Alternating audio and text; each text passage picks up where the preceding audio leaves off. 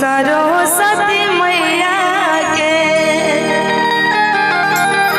कि पंडा कराए रहो पूजा सरस्वती मैया के। अच्छा, इसमें मैया रानी के भक्त कौन कौन है? जो जो पढ़ने लिखने वाले होंगे वो तो सब होंगे मैया रानी के भक्त। और इधर से सरस्वती मैया जी के भक्त कौन है? नहीं है? हाँ, वो तो जन्मदाता है, कर्मदाता वही है। अरे कहेंगे मैया रानी के नाम से, सभी अपनी ताली का साथ दीजिएगा और कहेंगे पंडा कराए रहो पूजा सरस्वती मैया के।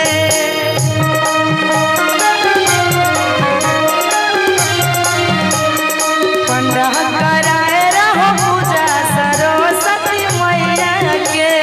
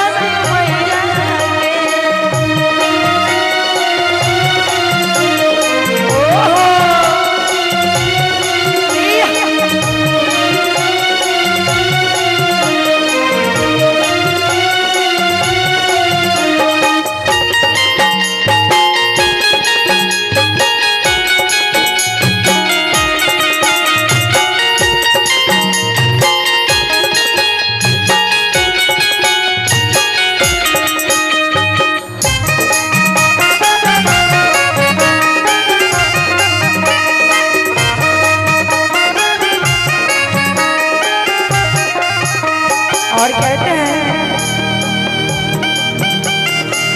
पूजन की शुभ घरे